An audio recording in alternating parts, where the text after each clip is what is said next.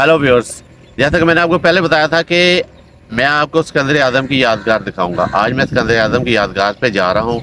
वो मैं आप जाके वहाँ आपको बताऊंगा कि सिकंदर आज़म ने अपने फतूहात का कहाँ से शुरू किया था और कितने साल वो ज़िंदा रहा, उसके बारे में डिटेल बताऊंगा थोड़ी सी। लेकिन रास्ते में कुछ मकामात है वो भी मैं आपको दिखाता जाऊँगा, ताकि अगर आप यहाँ आते हैं मंडी बहाउद्दीन से होकर आप वहाँ जाते हैं तो आप लोगों को पता चले कि आपने किस किस मुकाम से गुजर के वहाँ तक पहुँचना है, ताकि आप कभी आएँ तो आप बगैर किसी से पूछे आप सिकंदर आज़म की यादगार तक पहुँच जाएँ। तो चलिए अब हम चलते हैं सिकंदर आज़म की यादगार को। जी इस टाइम हम आ गए हैं 8 हार्डी की जो नहर है, इस पे यहाँ से हम लेफ्ट मुड़ेंगे जो बैराज की तरफ जाता है, और बैराज से आगे फिर हम सिकंदर आज़म की तरफ जाएंगे। तो जब आप इस रोड पे आ रहे हो तो ये नहर क्रॉस करते ही आपने लेफ्ट मुड़ना है, लेफ्ट बैराज की तरफ। चलो आए चलते हैं उस तरफ। जी इस टाइम हम बैराज पे पहुँच गए हैं। इस साइड पे बैराज है जहाँ हम पानी को जखीरा करते हैं, और ये दरिया है, दरिया झेलम, जो पानी झेलम के दरिया का आगे को मुख करेगा। अब हम आगे की तरफ इस बैराज से आगे की तरफ जाएंगे जो जा रहा है सीधा सिकंदर की यादगार की तरफ। तो चलिए अब इससे आगे की तरफ चलते हैं।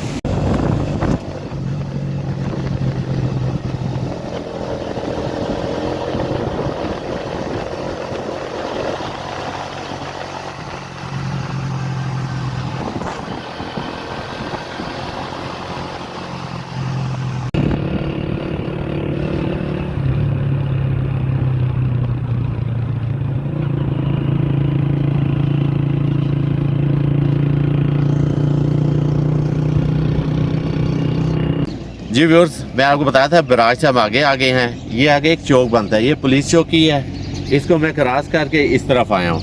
ये राइट साइड पे झेलम की तरफ जा रहा है, और ये लेफ्ट जो सी रोड है ये जा रही है, आपने इस रोड पे जाना है, ये सीधी सिकंदर आज़म की तरफ जा रही है। जी व्यूअर्स, हम पहुँच गए हैं जलालपुर शरीफ। ये मैंने आपको बताया था, हमने ये आए हम बैराज की तरफ से, ये पुल क्रॉस किया। पुल क्रॉस करते ही ये चमकौन वैली और इसका बोर्ड लगा हुआ है। यहाँ से हमने राइट मुड़ना है, थोड़ा सा आगे जाके सिकंदर आज़म की यादगार है। आइए सिकंदर आज़म की यादगार पे हम चलते हैं। जी व्यूअर्स, अब हम सिकंदर आज़म की यादगार पे पहुँच गए हैं। ये सिकंदर आज़म की यादगार है। जब मैंने आपको बताया था वहाँ से आप इन होंगे पुल क्रॉस करके, तो थोड़ा सा आगे, आधा किलोमीटर आगे जाके ये उसकी यादगार है सिकंदर आज़म की। आज संडे है, संडे वाले दिन यहाँ होती है छुट्टी। अगर आप कभी आएँ तो वर्किंग डे में आना है। तो मैंने तो अभी वो रब्ता किया, तो इंशाल्लाह थोड़ी देर में आ जाएंगे। अकरम साहब हैं यहाँ, जो यहाँ इस गेट पे होते हैं, जो उन्होंने यहाँ की हिफाजत करनी होती है, वो अकरम साहब हैं। तो वो थोड़ी देर में पहुँच रहे हैं। तो जैसे ही पहुँचते हैं तो फिर हम अंदर चलते हैं। उसके बाद फिर मैं आपको बाकी सिकंदर आज़म की हिस्ट्री बताना शुरू कर दूँगा। सिकंदर आज़म 356 से लेके 323 कबल मसीह तक उसकी ज़िंदगी रही। इसमें से उसमें 20 साल की उम्र में वो अपने वालिद फिलिप की वफ़ात के बाद मखदूमिया का बादशाह बना, और 14 साल तक उसने हुक्मरानी की। इस 14 साल में मैं आपको बताऊंगा कि वो कहाँ कहाँ से होता हुआ यहाँ बर सगीर में आया, और उसने कहाँ कहाँ फतूहात की, चंद एक मैं बताऊंगा। लेकिन उसकी हिस्ट्री का सबसे बड़ा मज़ेदार, उसकी जंग का सबसे अहम पॉइंट ये है कि 14 साल तक सिकंदर आज़म ने अपनी बादशाहत में लड़ाइयाँ लड़ी, और आज तक वो 14 साल में कभी वो कोई जंग भी नहीं हारा। ये उसकी हिस्ट्री है, और ये सबसे अच्छी हिस्ट्री है। 14 साल बाद यानी 33 साल की उम्र में तकरीबन उसने वफात पाई है, और 33 साल में उसने आधी दुनिया फतह की है। कहा जाता है कि सिकंदर आज़म और ज़िंदा रहता तो उम्मीद थी कि वो पूरी दुनिया फतह कर लेता। जब अलेक्जेंडर दी ग्रेट बादशाह बना अपने वालिद फिलिप की वफ़ात के बाद, तो उससे पहले सबसे पहले जो उसने काम किया, उसके मुखालफिन जिनकी उम्मीद थी कि वो मुस्तकबिल में उसकी बादशाहत के लिए ख़तरा बन सकते हैं, सबसे पहले उसने उन तमाम लोगों को कत्ल किया। फिर उसके बाद उसकी माँ ने उसको उकसाया, और उसके उकसाने पे उसने अपने दूध पीती सौतेली बहन को भी कत्ल कर दिया। इसके बाद चूँकि उसने अब दुनिया फतह करने के लिए निकलना था, तो उसके जो हमसाया ममालिक थे उसके साथ उसने अच्छे ताल्लुकात कायम किए, उनके साथ सफारती ताल्लुकात बनाए, ताकि जब वो जंग के निकले तो पीछे से उसके हमसाया जो से ममालिक हैं उसके मुल्क पे हमला ना करें। तो उसने उनके साथ एग्रीमेंट किए। उसके बाद अलेक्जेंडर अपनी 35,000 की फ़ौज को लेके निकला मखदूमिया से, और उधर से होता हुआ मखदूमिया से निकला। सबसे पहले उसने तुर्की पे हमला किया, तुर्की को किया। उसके बाद इजिप्ट में आया, मिस्र में उसने जब दाखिल हुआ तो वहाँ के लोगों ने उसका रास्ता रोका, और اس کا مقابلہ کیا، لیکن سکندر فتوحات حاصل کرتا گیا۔ تو اس کے بعد مصر میں ایک قلعہ ہے جو کافی مشہور تھا، وہاں پہ انہوں نے اپنے آپ کو مشہور کر لیا، لیکن سکندر نے اس قلعے کو بھی فتح کر لیا۔ اس کے بعد مصر پہ قبضہ کرنے کے بعد وہ سیریا گیا، سیریا سے عراق، عراق سے پھر ایران آیا۔ ایران جو کہ کافی بڑا علاقہ ہے، اس کو فتح کرنے کے لیے وہ جب اس میں داخل ہوا تو سب سے پہلے اس کا سامنا ایک چھوٹے سے ایرانی فوج سے ہوا جس کی تعداد 40,000 تھی۔ 40,000 فوج کے ساتھ اس کا مقابلہ، وہ ایک دریا کے کنارے تھا۔ ایرانی فوج نے سب سے پہلے دریا کی طرف قبضہ کیا تاکہ ان کو روکا جا سکے، لیکن اسکندر اعظم کو یقین تھا کہ وہ یہ ایرانی فوج سے جنگ جیت سکتا ہے، کیونکہ اس کے پاس بہترین اسلحہ، ایرانیوں کے مقابلے بہترین اسلحہ تھا، اور اس کے جو سے نیزے تھے وہ ہلکے تھے اور ان کے بھالے کافی لمبے تھے۔ تو انہوں نے جنگ کا آغاز ہوا۔ شروع میں ایرانیوں کا ہلکا سا پلڑا بھاری تھا، لیکن سکندر اعظم نے ان پہ بڑھ چڑھ کے حملہ کیا، اور اس کے سب سے بڑی خوبی یہ تھی کہ وہ سب سے آگے، اپنی فوج میں سب سے آگے رہ کے ان پہ حملے کر رہا تھا، اور اس نے حملہ کرتے ہوئے ایرانی فوج کے جہاں سپہ سالار موجود تھے اس حصے کو ٹارگٹ کیا، اور اس حصے میں پہنچ کے تھوڑی ہی دیر میں جو ان کے سپہ سالار تھے ان کو قتل کر کے ان کو قتل کر دیا۔ اس کے بعد جب ایرانی فوجیوں نے دیکھا کہ ان کے سپہ سالار قتل ہو گئے ہیں تو وہ حوصلہ ہار گئے اور وہ وہاں سے بھاگے۔ اس جنگ میں 1,000 ایرانی فوجی مارے گئے، جبکہ 35 ان کے گھوڑ سوار اور 20 پیادے اس کے سکندر اعظم کے مارے گئے۔ اس کے بعد سکندر اعظم جب آگے بڑھا تو اس کے بعد اس کا جو تھا بادشاہ، اس وقت کا بادشاہ تھا دوراخ، اس کے فوج کے ساتھ مقابلہ ہوا۔ اس کی فوج کافی بڑی تھی، 1 لاکھ سے اوپر اس کی فوج تھی، جو سکندر اعظم سے کافی زیادہ تعداد تھی۔ ایرانی جو تھا بادشاہ تھا، اس کی امید تھی کہ میں یہ جنگ جیت جاؤں گا۔ اس جنگ کے لیے جو تھا ہے سکندر اعظم، اس نے پہل نہیں کی، اس نے صبر کیا، آرام سے بیٹھا رہا خیموں میں، اپنے سپاہیوں کو آرام کا حکم دیا، اور اس دوسری طرف جو تھا بادشاہ ہے اس کے لوگوں نے، سپہ سالاروں نے اپنے سپاہیوں کے کام پہ لگا دیا۔ پھر کیا ہوا کہ بادشاہ کی فوج نے حملہ کیا اس پہ۔ جب حملہ کیا تو جو تھا ہے سکندر اعظم، پھر اس نے اپنے سپاہیوں کا حکم دیا کہ اب حملہ کرو۔ ان کے اسی طرح پچھلی طرح کی طرح جو حکمت عملی اپنائی تھی، اب چونکہ وہ تعداد میں کافی زیادہ تھے، ایرانیوں کو یقین تھا کہ وہ جیت جائیں گے، لیکن سکندر اعظم چونکہ ان کے پہلی فوج سے لڑ چکا تھا، اس کو تجربہ حاصل ہو چکا تھا کہ یہ کیسے لڑیں گے، تو اس نے ان کے خلاف اسی طرح جس طرح پہلے کیا تھا، ان کے جہاں ان کے سپہ سالار تھے اس طرف اس نے اپنی فوج کو لے کے گیا، مخصوص ایک حصے کو، اور ان کے سپہ سالاروں کو قتل کر دیا۔ یہ بھی فوج دوراخ بادشاہ سمیت وہاں سے بھاگی۔ اب دوراخ کو یقین تھا بادشاہ کو کہ میں جنگ جیت جاؤں گا، تو وہ لوگ اپنی فیملیز کو بھی لے آئے تھے، ان فیملیز کو انہوں نے خیموں میں بٹھایا ہوا تھا، لیکن جب وہ جنگ ہارے تو وہ بھاگے وہاں سے، اور بھاگے تو اپنی فیملیز کو وہاں چھوڑ گئے۔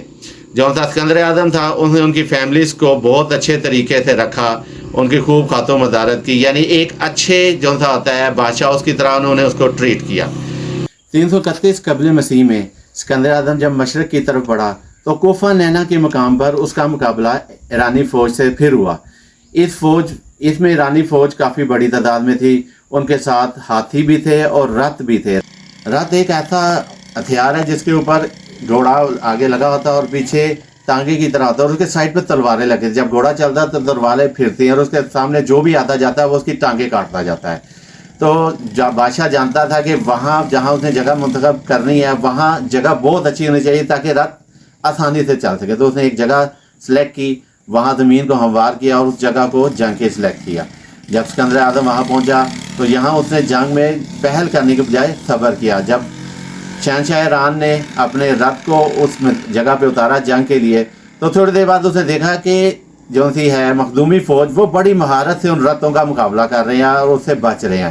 تو اس موقع پہ شہنشاہ ایران ایک بہت بڑی غلطی کی، اس نے اپنے پیادوں کو حملہ کرنے کا حکم دیا، بجائے گھوڑ سواروں کے اس نے پیادوں کو حملہ کرنے کا حکم دیا، اور یہ اس کی بہت بڑی غلطی تھی، کیونکہ پیادوں کے حملہ کرنے سے صفوں کی ترتیب بگڑ گئی، اور اسی چیز کا سکندر اعظم نے فائدہ اٹھایا اور اس نے بہت شدید حملہ کر دیا، اور اس میں وہی پہلی جنگوں کی طرح اس نے ٹارگٹ کیا، اپنا جو تھا جتھا لے کے اس نے ٹارگٹ کیا جہاں اس کے جرنیل تھے، وہ بڑی شدت سے حملہ کیا، جہاں اس کے سپہ سالار موجود تھے ان کو پھر قتل کر دیا، اور ایک کے بعد ایک ایرانی کو مارتا گیا۔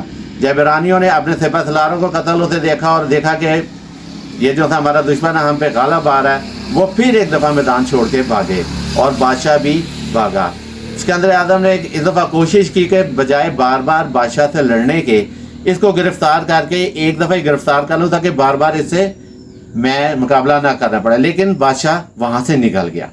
خیر اس کے بعد جو تھا ایران کی بہت بڑے علاقے پہ جو ہے اسکندر کا قبضہ ہو چکا ہوا تھا، ایران کا کافی بڑا حصہ اس کے زیر قبضہ آ چکا ہوا تھا۔ تو اس کے بعد اب اس کی وہ پہلے والی حالت بھی نہیں رہی تھا، اب اس کے بعد ایک بہت بڑی فوج تھی، اب اس کی تعداد میں بتا چکا ہوں کافی اضافہ ہو چکا تھا۔ تو وہاں پہ ایران میں جو تھے یونانی سپاہی جو شہنشاہ ایران کے لیے اجرت پہ اس کے لیے لڑتے تھے، انہوں نے اب اسکندر اعظم کے ساتھ جنگ کے لیے ساتھ شامل ہو گئے۔ اسکندر اعظم نے ان کے لیے وہی معاوضہ مقرر کیا جو ایرانی بادشاہ ان کو دیتا تھا۔ اب اس کی جو کہ تعداد بہت زیادہ ہو چکی تھی فوج پہ، اور ایرانی لوگوں نے بھی اس کا جو ہے اطاعت قبول کر لی تھی۔ ایران کو فتح کر لینے کے بعد جو تھا اسکندر اعظم تھا وہ سمجھتا تھا کہ ایرانی دیوتا زیوس ہے، وہ خود کو اس کا بیٹا تصور کرنے لگ پڑا تھا، چونکہ اس کو کوئی بھی ہار نہیں ہو رہی تھی تو وہ یہ سمجھ رہا تھا کہ دیوتا زیوس کا اس کے ساتھ مدد شامل ہے جس کی وجہ سے وہ ہر جنگ جیت رہا ہے۔ تو اس نے اپنے آپ کو دیوتا زیوس کا بیٹا کہنا شروع کر دیا، اور اس نے اپنی فوج کو بھی حکم دیا کہ مجھے دیوتا زیوس کا بیٹا مانو۔ اس کا ایک بہت قریبی دوست تھا، اس نے اسے ماننے سے انکار دیا کہ تو دیوتا زیوس کا بیٹا نہیں ہے، نہ ہو سکتا ہے۔ اس پر اسکندر اعظم بہت غصے ہوا، اور اس نے غصے کے عالم میں اپنا دیدہ اپنے دوست کے پیٹ میں مارا، جس کی وجہ سے وہ وہیں فوت ہو گیا۔ ایران پہ مکمل قبضہ کرنے کے بعد 327 قبل مسیح میں ایران سے وہ داخل ہوا پاکستان کی افغانستان میں اس کا مقابلہ ہوا، وہاں وہ جیتا ہوا، پھر پاکستان میں آیا۔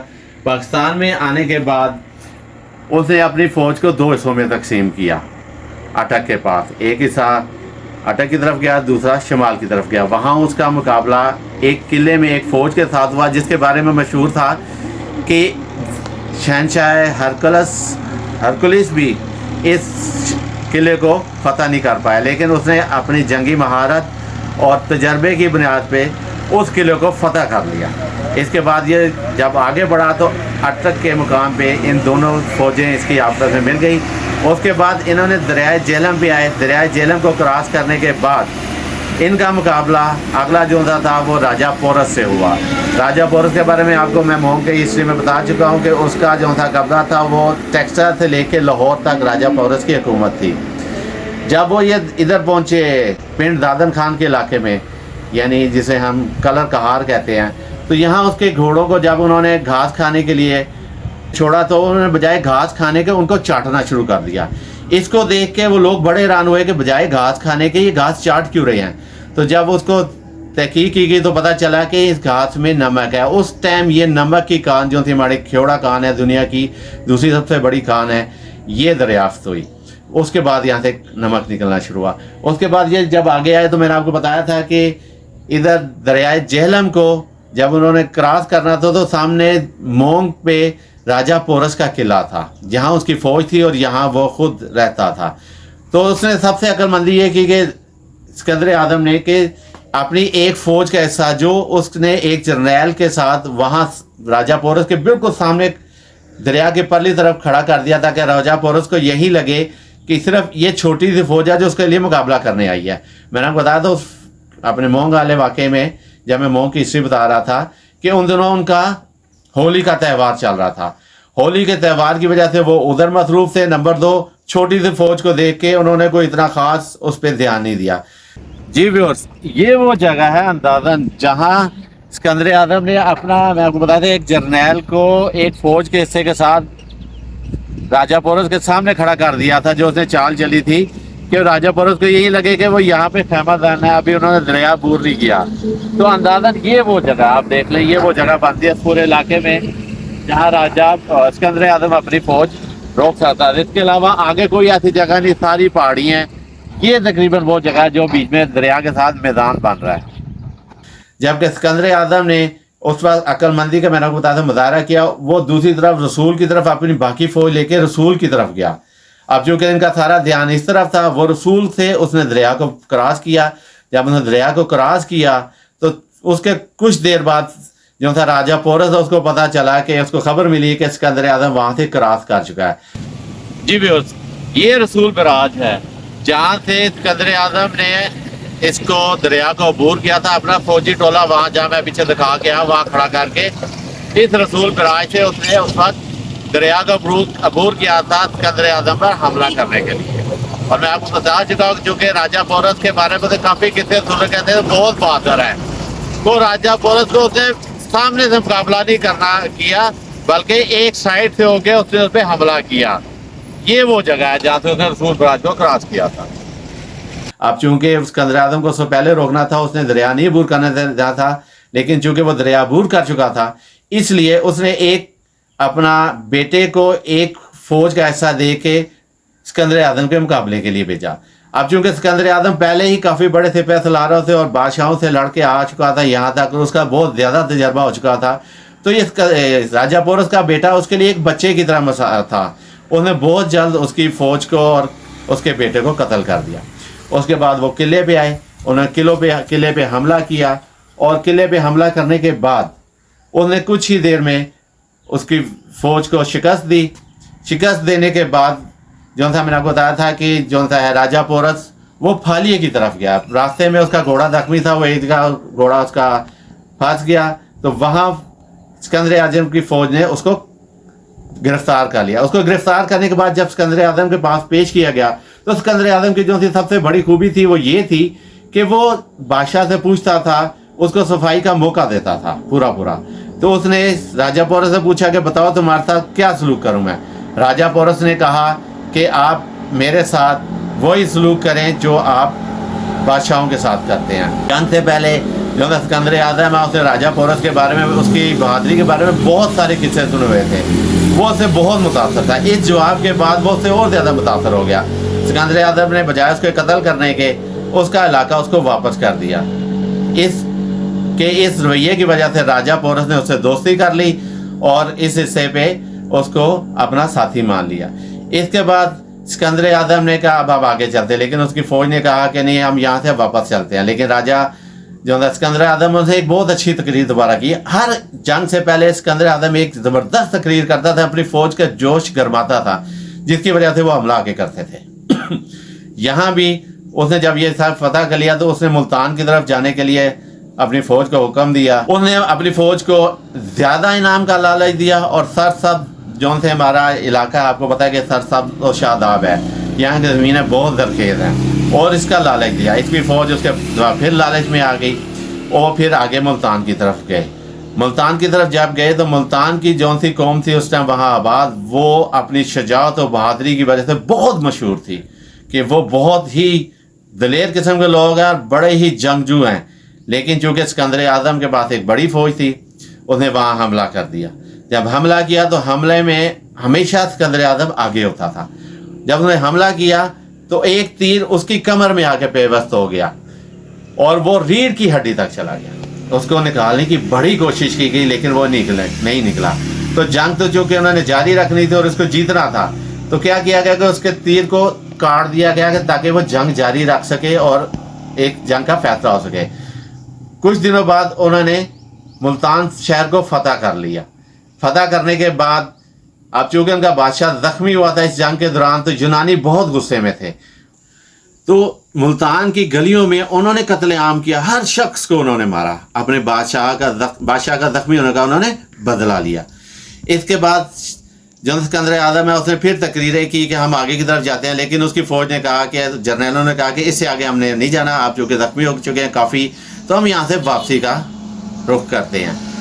شہنشاہ جو سا ہے اپنا اسکندر اعظم، اس کی وفات کے بارے میں 3 قصے جو میں آپ کو بتاؤں گا وہ کافی مشہور ہیں. کافی ہیں کہ اس کی وفات کیسے ہوئی، لیکن 3 ان میں سب سے اہم ہیں. پہلا یہ کہ جب شہنشاہ ایران کو اس نے شکست دی تھی تو اس کی جو تھی ایک شہزادی ہے رخسانہ، اس کے ساتھ اس نے شادی کی.